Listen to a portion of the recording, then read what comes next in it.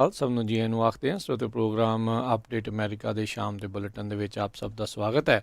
ਹਰਜੋਤ ਸਿੰਘ ਜੀ ਆਇਆਂ ਨੂੰ ਸਵਾਗਤ ਹੈ। ਸਤਿ ਸ੍ਰੀ ਅਕਾਲ। ਸਤਿ ਸ਼੍ਰੀ ਅਕਾਲ, ਧੰਨਵਾਦ ਜੀ ਆਇਆਂ ਨੂੰ। ਪੰਜਾਬੀ ਰੇਡੀਓ USA ਦੇ ਜਿੰਨੇ ਵੀ ਸਰੋਤੇ ਸਾਡੇ ਸਾਰੇ ਹੀ AM ਸਟੇਸ਼ਨ FM ਸਟੇਸ਼ਨ ਘਰਾਂ ਦੇ ਵਿੱਚ ਰੇਡੀਓ ਸੈਟਸ 'ਤੇ ਟੈਲੀਫੋਨ ਦੇ ਰਾਹੀਂ ਫੇਸਬੁੱਕ YouTube 'ਤੇ ਲਾਈਵ ਦੇਖ ਰਹੇ ਹੋ, ਸੁਣ ਰਹੇ ਹੋ, ਸਾਰਿਆਂ ਨੂੰ ਜੀ ਆਇਆਂ ਨੂੰ ਅਤੇ ਬਹੁਤ ਹੀ ਪਿਆਰ ਅਤੇ ਸਤਿਕਾਰ ਭਰੀ ਸਤਿ ਸ਼੍ਰੀ ਅਕਾਲ। ਸਰੋਤਿਓ, ਸਤੰਬਰ ਦੀ 25 ਤਰੀਕ ਆ, ਦਿਨ ਸ਼ੁੱਕਰਵਾਰ ਆ, ਅਤੇ ਤੁਹਾਡੇ ਲਈ ਸ਼ਾਮ ਦਾ ਅਪਡੇਟ ਅਮਰੀਕਾ ਪ੍ਰੋਗਰਾਮ ਲੈ ਕੇ ਹਾਜ਼ਰ ਹੋਏ ਹਾਂ। ਪ੍ਰੋਗਰਾਮ ਸ਼ੁਰੂ ਕਰਨ ਤੋਂ ਪਹਿਲਾਂ ਸਾਡੇ ਅੱਜ ਦੇ ਸਪਾਂਸਰਸ ਉਹਨਾਂ ਦਾ ਧੰਨਵਾਦ। ਖਾਲਸਾ ਇੰਸ਼ੋਰੈਂਸ ਏਜੰਸੀ ਵਾਲੇ, ਜਿਨ੍ਹਾਂ ਦੇ ਕੋਲੋਂ ਤੁਸੀਂ ਹਰ ਇੱਕ ਤਰੀਕੇ ਦੀ ਇੰਸ਼ੋਰੈਂਸ ਕਰਵਾ ਸਕਦੇ ਹੋ। ਇੰਸ਼ੋਰੈਂਸ ਬਾਰੇ ਪਤਾ ਕਰਨ ਲਈ ਕਾਲ ਕਰ ਸਕਦੇ ਹੋ। Khalsa insurance agency 4082722500।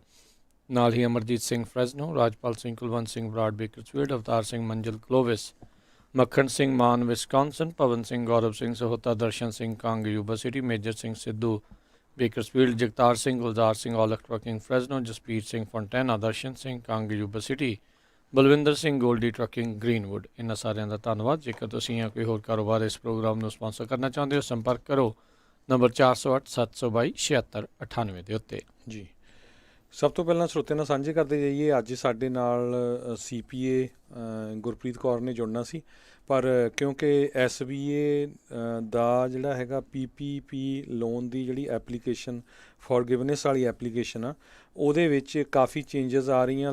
ਉਹਨਾਂ ਉੱਤੇ ਪ੍ਰੈਸ਼ਰ ਵੀ ਬਹੁਤ ਪੈ ਰਿਹਾ ਵੀ ਜਿਨ੍ਹਾਂ ਦੇ ਲੋਨ 1.5 ਲੱਖ ਤੋਂ ਥੱਲੇ ਆ ਵੀ ਉਹਨਾਂ ਦੀ ਬੜੀ ਸਿੰਪਲ ਜੀ ਐਪਲੀਕੇਸ਼ਨ ਰੱਖੋ, ਕੰਪਲੀਕੇਟਡ ਨਹੀਂ ਹੋਣੀ ਚਾਹੀਦੀ। ਜਿਨ੍ਹਾਂ ਦੇ ਮਿਲੀਅਨ ਪਲੱਸ ਹੈਗੇ ਆ, ਉਹਨਾਂ ਤੋਂ ਪੂਰੀ ਡਿਟੇਲ ਹੋਣੀ ਚਾਹੀਦੀ। ਸੋ ਉਹਦੇ 'ਚ ਆਉਣ ਵਾਲੇ ਦਿਨਾਂ 'ਚ ਲੱਗਦਾ ਕੁਛ ਨਾ ਕੁਛ ਚੇਂਜਸ ਹੋਊਗੀਆਂ। ਸੋ ਹੋਪਫੁਲੀ ਆਪਾਂ ਨੈਕਸਟ ਵੀਕ ਇਨ ਦਾ ਮੀਨ ਟਾਈਮ ਜਿਹੜੀ ਉਹ ਫੋਰਗਿਵਨੈਸ ਵਾਲੀ ਜਿਹੜੀ ਆ ਐਪਲੀਕੇਸ਼ਨ ਵੀ ਕਿਸ ਤਰ੍ਹਾਂ ਜਿਹੜਾ ਲੋਨ ਆ ਪੇ ਚੈੱਕ ਪ੍ਰੋਟੈਕਸ਼ਨ ਪ੍ਰੋਗਰਾਮ ਵਾਲਾ ਉਸ ਨੂੰ ਮਾਫ ਕਰਾਉਣਾ, ਉਹ ਆਪਾਂ CPA ਨੂੰ ਲੈ ਕੇ ਆਵਾਂਗੇ। ਜੀ ਬਿਲਕੁਲ। ਸੋ ਨਾਲ ਹੀ ਜਿਹੜੇ ਆਪਣੇ ਸਰੋਤਿਆਂ ਨੂੰ ਇੱਕ ਵਾਰੀ ਫੇਰ ਬੇਨਤੀ ਕਰਦੇ ਜਾਈਏ, ਸੈਂਸਸ ਮਰਦਮਸ਼ੁਮਾਰੀ ਜੇ ਕਿਸੇ ਨੇ ਅਜੇ ਤੱਕ ਨਹੀਂ ਭਰੀ ਹੋਈ, ਅਖੀਰਲੇ ਕੁਛ ਦਿਨ ਜਿਹੜੇ ਉਹ ਬਾਕੀ ਨੇ। ਉੱਦਾਂ ਜਿਹੜੇ ਆਪਾਂ ਜਿੱਦਾਂ ਸਵੇਰੇ ਜ਼ਿਕਰ ਕੀਤਾ ਸੀ ਖਬਰ ਦਾ ਵੀ ਇੱਕ ਅਦਾਲਤ ਦੇ ਵਿੱਚ ਇਸ ਨੂੰ ਐਕਸਟੈਂਡ ਕੀਤਾ ਗਿਆ ਹੈ, ਪਰ ਉਹ ਪੱਥਰ 'ਤੇ ਲਕੀਰ ਨਾ ਮੰਨੀ ਜਾਵੇ, ਕਿਉਂਕਿ ਉਸ ਦੇ ਖਿਲਾਫ ਜਿਹੜੀ ਟਰੰਪ ਐਡਮਿਨਿਸਟ੍ਰੇਸ਼ਨ ਉਹ ਫਿਰ ਇੱਕ ਹੋਰ ਅਦਾਲਤ ਦੇ ਵਿੱਚ ਜਾਣਗੇ, ਜਿਸ ਦਾ ਫੈਸਲਾ ਮੇ ਵੀ 1-2 ਦਿਨ ਜਾਂ ਅਗਲੇ ਵੀਕ ਦੇ ਵਿੱਚ ਜਿਹੜਾ ਉਹ ਆਵੇਗਾ। ਜਿਸ ਕਰਕੇ ਆਪਾਂ ਇਸ ਨੂੰ ਢਿੱਲਿਆਂ ਨਹੀਂ ਜਿਹੜਾ ਉਹ ਲਿਆ ਜਾ ਸਕਦਾ। ਇਸ ਦੇ ਪ੍ਰਤੀ ਜਿਹੜਾ ਆਪਣਾ ਢਿੱਲ ਵਾਲਾ ਰਵੱਈਆ ਨਾ ਰੱਖੀਏ, ਅਤੇ ਜਿਹੜੇ ਰਹਿ ਗਏ ਨੇ ਅਜੇ ਵੀ ਮਰਦਮਸ਼ੁਮਾਰੀ ਸੈਂਸਸ ਜਿਹੜਾ ਕਰਨ ਤੋਂ, ਉਹ ਜਲਦ ਤੋਂ ਜਲਦ ਆਪਣਾ ਸੈਂਸਸ ਭਰਨ। ਵੈਬਸਾਈਟ ਹੈਗੀ ਆ my2020census.gov, my2020census.gov। ਇਸ ਦੇ ਉੱਤੇ ਜਾ ਕੇ ਤੁਸੀਂ ਜਿਹੜੀ ਆਪਣੀ ਸੈਂਸਸ ਆ ਉਸ ਨੂੰ ਭਰ ਸਕਦੇ ਹਾਂ। ਅਤੇ ਜੇ ਤੁਹਾਨੂੰ ਇਸ ਦੇ ਪ੍ਰਤੀ ਕੋਈ ਹੋਰ ਸਵਾਲ ਹੈਗੇ ਆ, ਅਤੇ ਅੱਜ ਹੌਟਲਾਈਨ ਨੰਬਰ ਦੇ ਉੱਤੇ 5596777454 559-677-7454 ਦੇ ਉੱਤੇ ਤੁਹਾਡੀ ਮਦਦ ਕਰਨ ਦੇ ਲਈ, ਜਿਹੜੇ ਆ ਪੰਜਾਬੀ 'ਚ ਗੱਲਬਾਤ ਕਰਨ ਦੇ ਲਈ, ਤੁਹਾਡੀ ਮਦਦ ਕਰਨ ਦੇ ਲਈ ਉਹ ਵੀ ਬੈਠੇ ਹੋਏ ਨੇ। ਅਤੇ ਤੁਸੀਂ ਉਹਨਾਂ ਨੂੰ ਵੀ ਕਾਲ ਕਰਕੇ ਜਿਹੜੀ ਆ ਉਹ ਜਾਣਕਾਰੀ ਦੇ ਕੇ ਜਾਂ ਕਿੱਦਾਂ ਕਰਨਾ ਹੈ ਸਵਾਲ ਜਵਾਬ ਜਿਹੜਾ ਉਹਨਾਂ ਦੇ ਨਾਲ ਸੈਂਸਸ ਪ੍ਰਤੀ ਕਰ ਸਕਦੇ ਹੋ। ਸੋ ਬਿਲਕੁਲ, ਅੱਜ ਪੰਜਾਬੀ ਰੇਡੀਓ USA 'ਤੇ ਆਪਾਂ ਕਈ ਪ੍ਰੋਗਰਾਮਾਂ ਦੇ ਵਿੱਚ ਜਿਹੜਾ ਸੈਂਸਸ ਦੇ ਬਾਰੇ ਜਾਣਕਾਰੀ ਦਿੰਦੇ ਰਹੇ ਹੈਗੇ ਆ, ਕਿਸ ਤਰ੍ਹਾਂ ਅਪਲਾਈ ਕਰਨਾ। ਜਿਸ ਤਰ੍ਹਾਂ ਰਾਜਕਨਵੀਰ ਸਿੰਘ ਉਹਨਾਂ ਨੇ ਦੱਸਿਆ ਹੈਗਾ, ਆਪਾਂ ਨੰਬਰ ਪੰਜਾਬੀ ਰੇਡੀਓ USA ਦੀ ਫੇਸਬੁੱਕ 'ਤੇ ਵੀ ਪਾ ਦਾਂਗੇ। ਜਿੰਨੇ ਸਾਡੇ ਫੇਸਬੁੱਕ ਵਾਲੇ ਨਵੇਂ ਬਹੁਤ ਕਈ ਜਿਹੜੇ ਹੈਗੇ ਸਾਡੇ ਸਰੋਤੇ ਆਊਟ ਆਫ ਕੈਲੀਫੋਰਨੀਆ ਹੈਗੇ, ਕਿਉਂਕਿ ਕੈਲੀਫੋਰਨੀਆ 'ਚ ਤਾਂ ਸਾਡੇ ਟਰੈਸਟਰੀਅਲ ਰੇਡੀਓ ਸਟੇਸ਼ਨਸ ਕਈ ਜਗ੍ਹਾ ਦੇ ਉੱਤੇ ਆ, ਅਤੇ ਜਿਹੜੇ ਬਾਹਰ ਸੁਣ ਰਹੇ ਆ ਤੁਸੀਂ ਫੇਸਬੁੱਕ 'ਤੇ YouTube 'ਤੇ USA 'ਚ ਕਿਤੇ ਵੀ ਰਹਿੰਦੇ ਆ, ਜੇ ਤੁਸੀਂ ਫਾਰਮ ਨਹੀਂ ਭਰਿਆ ਜਾਂ ਫਾਰਮ ਦੇ ਵਿੱਚ ਚੇਂਜਸ ਕਰਨੀਆਂ ਆ, ਤੁਹਾਡੇ ਗਲਤੀ ਭਰ ਹੋ ਗਈ ਵੀ ਕੀ ਭਰਨਾ ਸੀ, ਅਤੇ ਤੁਸੀਂ ਇਸ ਨੰਬਰ 'ਤੇ ਕਾਲ ਕਰ ਲਿਓ। ਅਤੇ ਇਸ ਵੇਲੇ ਜਕਾਰਾ ਮੂਵਮੈਂਟ ਵਾਲੇ ਸਾਰੇ ਹੀ ਜਿਹੜੇ ਉਹਨਾਂ ਦੀ ਟੀਮ ਆ ਉਹ ਹੈਲਪ ਕਰ ਰਹੀ ਹੈਗੀ ਆ। ਅਤੇ ਜੇ ਉੱਥੇ ਮੈਸੇਜ ਵੀ ਹੋਇਆ ਤਾਂ ਆਪਣਾ ਨੰਬਰ ਛੱਡ ਦਿਓ, ਅਤੇ ਜਦੋਂ ਹੀ ਟਾਈਮ ਹੋਇਆ ਉਹ ਤੁਹਾਨੂੰ ਅੱਜ ਜਾਂ ਕੱਲ੍ਹ ਜਾਂ ਮੰਡੇ ਨੂੰ ਕਾਲ ਕਰਕੇ ਤੁਹਾਡੀ ਐਪਲੀਕੇਸ਼ਨ ਭਰਨ ਦੇ ਵਿੱਚ ਹੈਲਪ ਕਰ ਦੇਣਗੇ। ਜੀ ਬਿਲਕੁਲ। 30 ਤਰੀਕ ਤੱਕ ਜਦੋਂ ਮਰਜ਼ੀ ਤੁਸੀਂ ਉਹਨਾਂ ਨੂੰ ਉਸ ਦੇ ਉੱਤੇ ਕਾਲ ਕਰਕੇ ਇਨਫੋਰਮੇਸ਼ਨ ਜਿਹੜੀ ਉਹ ਲਓ ਅਤੇ ਜਿਹੜੀ ਉਹ ਭਰੋ।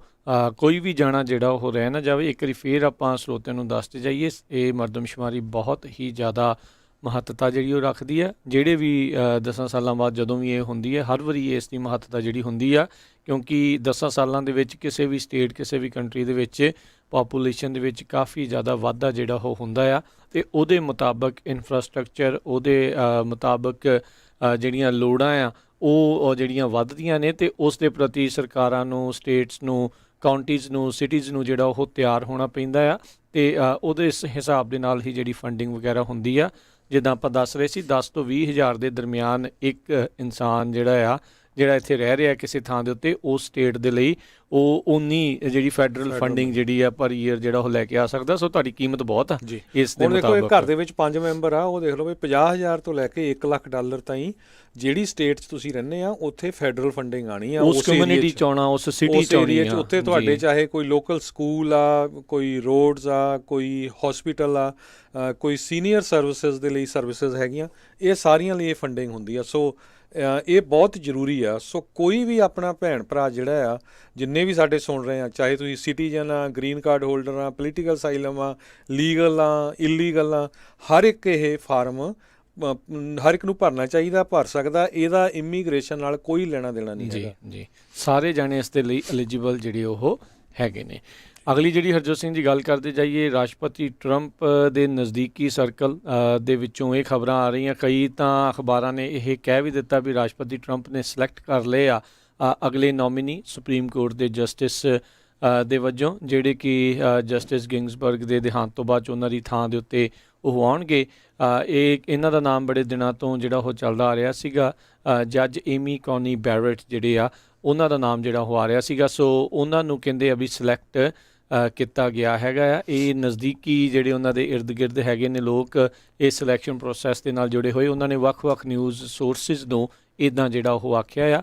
ਤੇ ਰਾਸ਼ਟਰਪਤੀ ਟਰੰਪ ਅਧਿਕਾਰਤ ਤੌਰ ਦੇ ਉੱਤੇ ਮੈਨੂੰ ਲੱਗਦਾ ਮੇ ਬੀ ਇਸ ਵੀਕਐਂਡ ਦੇ ਉੱਤੇ ਇਹਨਾਂ ਦਾ ਨਾਮ ਜਿਹੜਾ ਉਹ ਦੱਸ ਸਕਦੇ ਆ, ਅਨਲੈਸ ਕੋਈ ਇਸ ਦੇ ਵਿੱਚ ਕੋਈ ਹੋਰ ਚੇਂਜਸ ਜਿਹੜੇ ਉਹ ਹੋਣਗੇ। ਸੋ ਬਿਲਕੁਲ ਜੇ ਉਹਨਾਂ ਬਾਰੇ ਦੱਸਦੇ ਜਾਈਏ, ਨੋਟਰਡੇਮ ਲਾ ਸਕੂਲ ਦੇ ਵਿੱਚ ਉਹ ਪ੍ਰੋਫੈਸਰ ਵੀ ਰਹੇ ਆ। ਸਨ 2017 ਦੇ ਵਿੱਚ ਪ੍ਰੈਜ਼ੀਡੈਂਟ ਡੋਨਲਡ ਟਰੰਪ ਨੇ ਉਹਨਾਂ ਨੂੰ ਜਿਹੜਾ 7th US circuit court of appeals ਆ, ਉਹਦਾ ਜਿਹੜਾ ਜੱਜਸ਼ਿਪ ਉਹਨਾਂ ਨੇ ਦਿੱਤੀ ਸੀਗੀ। 48 ਸਾਲਾਂ ਦੇ ਆ, ਧਾਰਮਿਕ ਪੱਖੋਂ ਬੜੇ ਕੱਟੜ ਜਾਣੇ ਜਾਂਦੇ ਆ ਵੀ ਕੈਥੋਲਿਕ ਆ।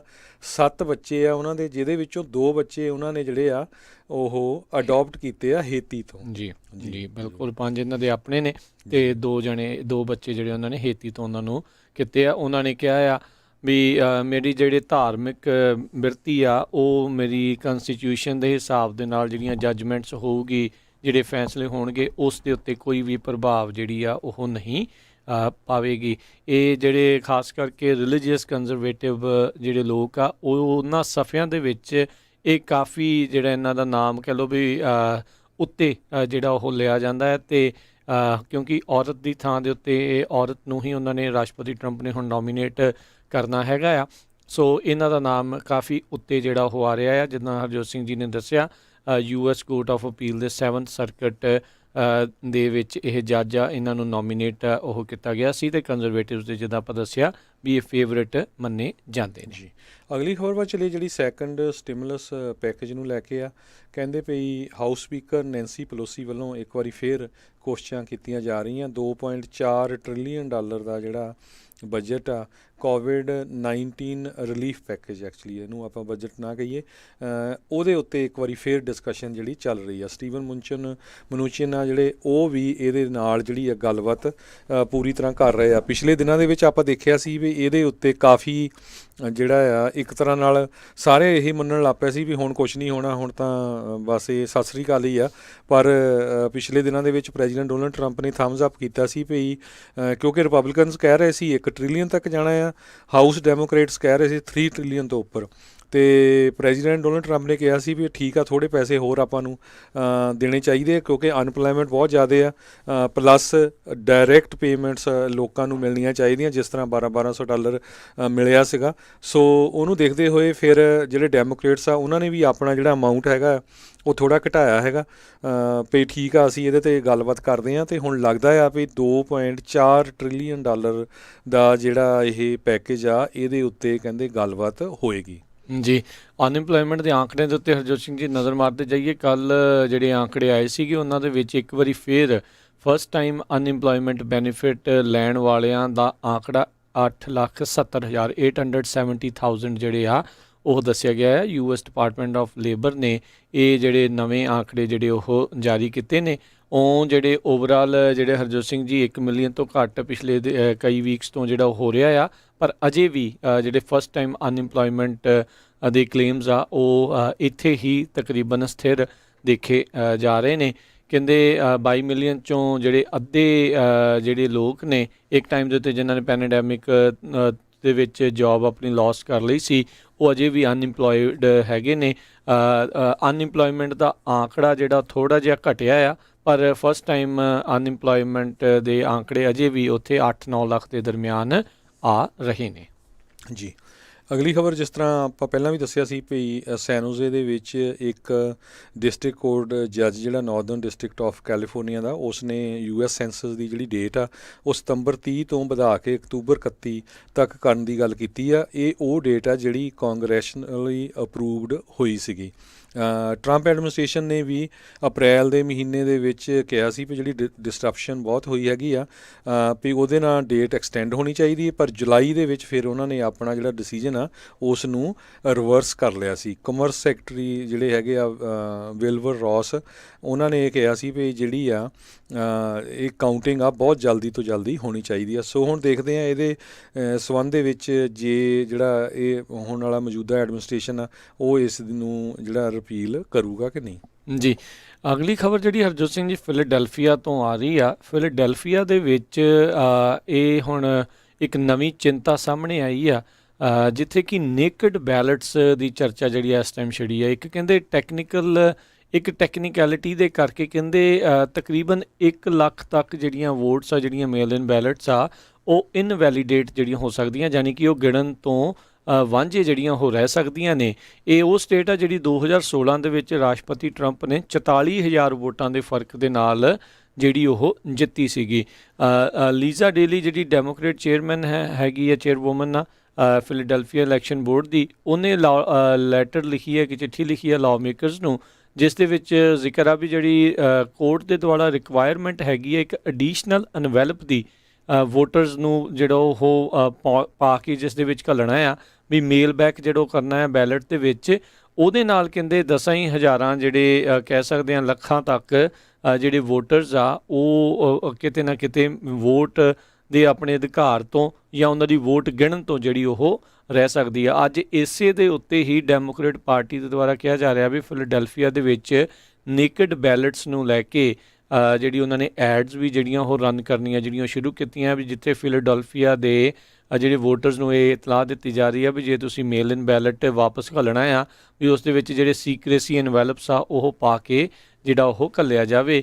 ਡੈਮੋਕ੍ਰੇਟਸ ਦਾ ਤੇ ਇੱਕ ਹਿਸਾਬ ਦੇ ਨਾਲ ਆਰਗੂਮੈਂਟ ਹੈਗਾ, ਤੇ ਉਹ ਕਹਿ ਰਹੇ ਨੇ ਵੀ ਕਿਤੇ ਨਾ ਕਿਤੇ ਜਿਹੜੇ ਇਹ ਵੋਟਰਸ ਆ ਉਹਨਾਂ ਦੀਆਂ ਵੋਟਾਂ ਨਾ ਗਿਣੀਆਂ ਜਾਣ, ਇਸੇ ਕਰਕੇ ਇੱਦਾਂ ਦਾ ਜਿਹੜਾ ਕਾਨੂੰਨ ਆ ਜਾਂ ਇੱਦਾਂ ਦਾ ਜਿਹੜਾ ਫੈਸਲਾ ਆ ਉਹ ਆਇਆ ਹੈਗਾ ਆ। ਜੀ, ਅਗਲੀ ਖਬਰ ਵਰਜੀਨੀਆ ਤੋਂ ਆ ਰਹੀ ਹੈ, ਜਿੱਥੇ ਕਿ ਵਰਜੀਨੀਆ ਦੇ ਜਿਹੜੇ ਹੈਲਥ ਆਫੀਸ਼ੀਅਲਸ ਆ ਉਹਨਾਂ ਨੇ ਇਹ ਕਿਹਾ ਵੀ ਪ੍ਰੈਜ਼ੀਡੈਂਟ ਡੋਨਲਡ ਟਰੰਪ ਦੀ ਜਿਹੜੀ ਰੈਲੀ ਉੱਥੇ ਹੋਣੀ ਆ ਉਹਦੇ ਨਾਲ ਪਬਲਿਕ ਦੀ ਹੈਲਥ ਨੂੰ ਕਾਫੀ ਜਿਹੜੀ ਥ੍ਰੈਟ ਹੋ ਸਕਦੀ ਹੈ, ਇਸ ਕਰਕੇ ਉਹ ਰੈਲੀ ਬੰਦ ਕੀਤੀ ਜਾਵੇ, ਕਿਉਂਕਿ ਉੱਥੇ ਦੇ ਗਵਰਨਰ ਵੱਲੋਂ ਜਿਹੜਾ ਇੱਕ ਤਰ੍ਹਾਂ ਨਾਲ ਆਰਡਰ ਜਾਰੀ ਕੀਤਾ ਗਿਆ ਵੀ 250 ਤੋਂ ਵੱਧ ਲੋਕ ਇਕੱਠੇ ਨਹੀਂ ਹੋ ਸਕਦੇ, ਤੇ ਇਸ ਰੈਲੀ ਦੇ ਵਿੱਚ 4,000 ਤੋਂ ਵੱਧ ਜਿਹੜੇ ਸਪੋਰਟਰਸ ਆ ਪ੍ਰੈਜ਼ੀਡੈਂਟ ਡੋਨਲਡ ਟਰੰਪ ਉਹਨਾਂ ਦੇ ਪਹੁੰਚਣਗੇ।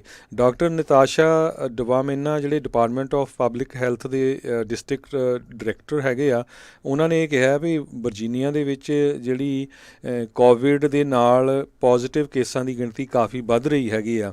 ਹੁਣ ਜਦੋਂ ਪ੍ਰੈਜ਼ੀਡੈਂਟ ਡੋਨਲਡ ਟਰੰਪ ਨੇ ਜਾਣਾ ਹੀ ਆ ਉੱਥੇ, ਤੇ ਉਸ ਤੋਂ ਕਹਿੰਦੇ ਕੁਛ ਘੰਟੇ ਪਹਿਲਾਂ ਜਿਹੜੇ ਵਰਜੀਨੀਆ ਦੇ ਗਵਰਨਰ ਰਾਲਫ ਨੌਰਥਮ ਆ ਉਹਨਾਂ ਨੂੰ ਕਹਿੰਦੇ ਵੀ ਕਰੋਨਾ ਵਾਇਰਸ ਪੋਜ਼ੀਟਿਵ ਪਾਏ ਗਏ ਹੈਗੇ, ਉਹਦੇ ਉਹਨਾਂ ਦੀ ਵਾਈਫ। ਜੀ ਜੀ, ਪਹਿਲਾ ਜਿਹੜਾ US ਦਾ ਪ੍ਰੈਜ਼ੀਡੈਂਸ਼ੀਅਲ ਡਿਬੇਟ ਆਉਂਦੇ ਜਿਹੜੇ ਆ ਉਹ ਮੰਗਲਵਾਰ ਨੂੰ ਹੋਣ ਜਾ ਰਿਹਾ ਆ, 29 ਤਰੀਕ ਨੂੰ ਜਿਹੜਾ ਹੋਵੇਗਾ, ਤੇ ਉਸ ਦੇ ਉੱਤੇ ਕਾਫੀ ਲੋਕਾਂ ਦੀ ਜਿਹੜੀ ਨਜ਼ਰ ਆ ਉਹ ਟਿਕੀ ਹੋਈ ਆ, ਖਾਸ ਕਰਕੇ ਜਿਹੜੇ ਸਵਿੰਗ ਵੋਟਰਸ ਆ ਉਹਨਾਂ ਦੀ ਵੀ, ਕਿਉਂਕਿ ਅਜਿਹੇ ਡਿਬੇਟਸ ਨੂੰ ਸੁਣ ਕੇ ਫਿਰ ਜਿਹੜਾ ਸਵਿੰਗ ਵੋਟਰ ਹੁੰਦਾ ਵਿੱਚ ਵਿਚਾਲੇ ਜਾਂ ਇੰਡੀਪੈਂਡੈਂਟ ਵੋਟਰ ਜਿਹਨੂੰ ਆਖਿਆ ਜਾਂਦਾ ਆ, ਉਹ ਆਪਣਾ ਮਨ ਬਣਾਉਂਦਾ ਆ ਵੀ ਅਸੀਂ ਕਿਹਨਾਂ ਨੂੰ ਵੋਟ ਪਾਉਣੀ ਹੈਗੀ ਆ।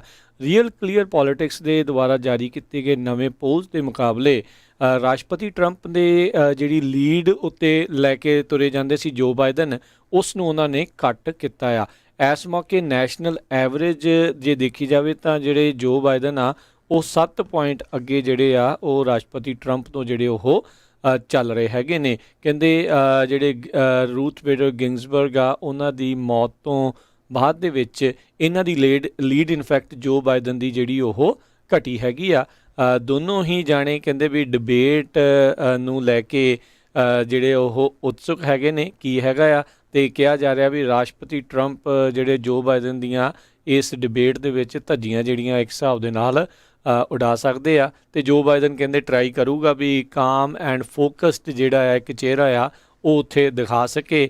ਇਹਨਾਂ ਦੀ ਉਤੇਜਨਾ ਦੇ ਵਿੱਚ ਉਤੇਜਿਤ ਹੋ ਕੇ ਕਹਿ ਸਕਦੇ ਹਾਂ ਵੀ ਉਹ ਜਵਾਬ ਜਿਹੜਾ ਉਹ ਨਾ ਦੇਵੇ।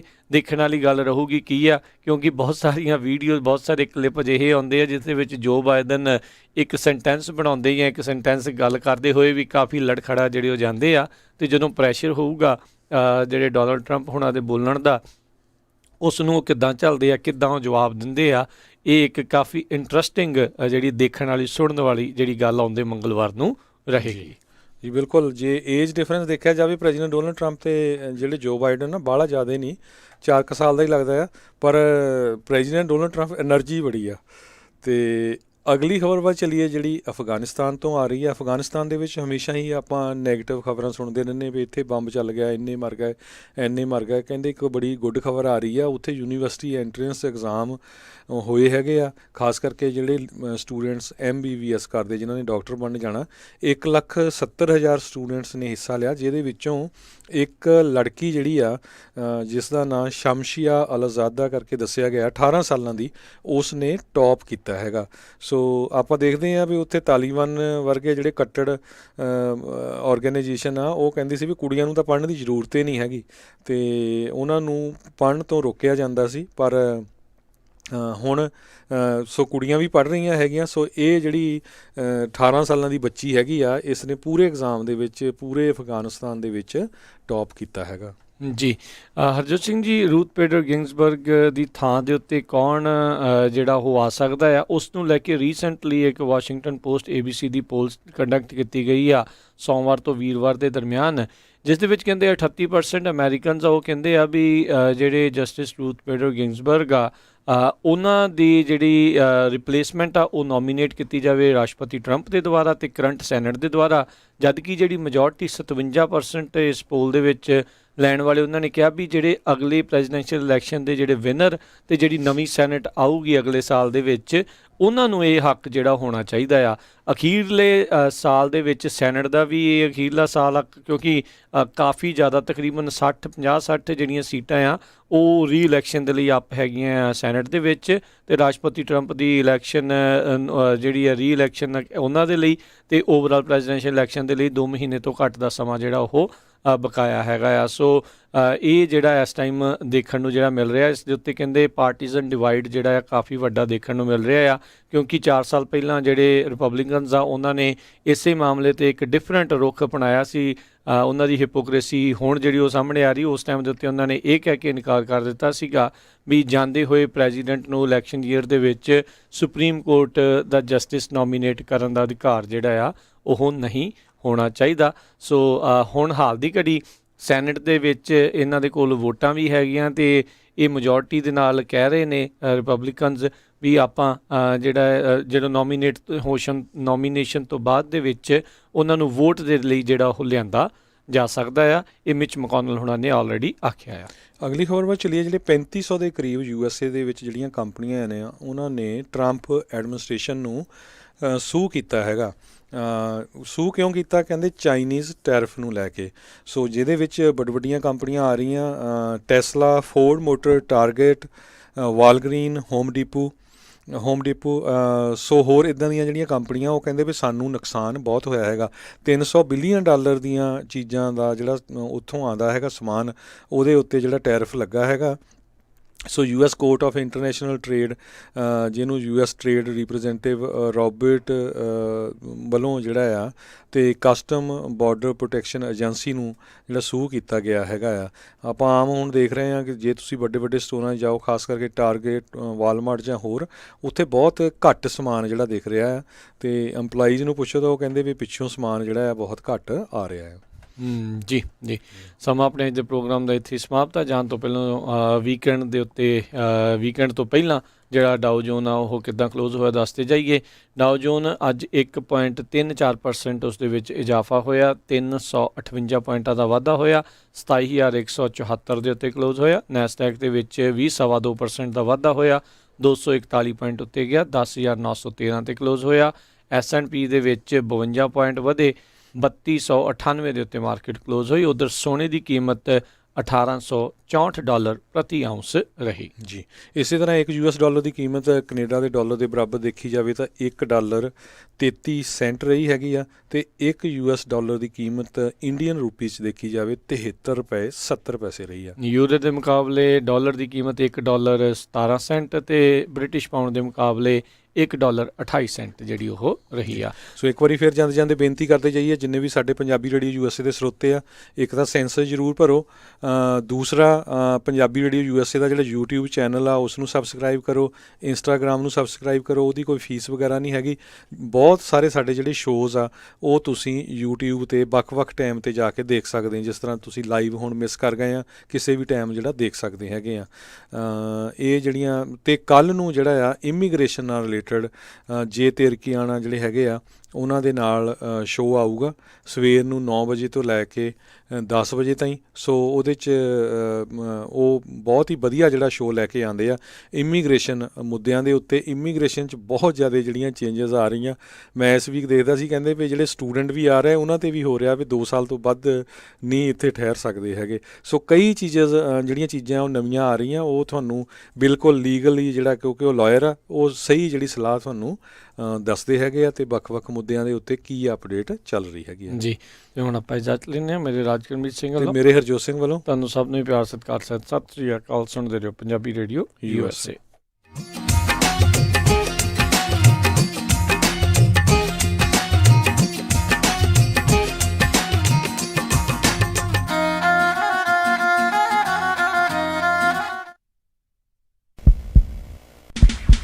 ਸਾਰੇ ਪੰਜਾਬੀਆਂ ਦੇ ਦਿਲਾਂ ਦੀ ਧੜਕਣ, ਤੁਹਾਡਾ ਆਪਣਾ ਪੰਜਾਬੀ ਰੇਡੀਓ USA ਧੜਕਦੇ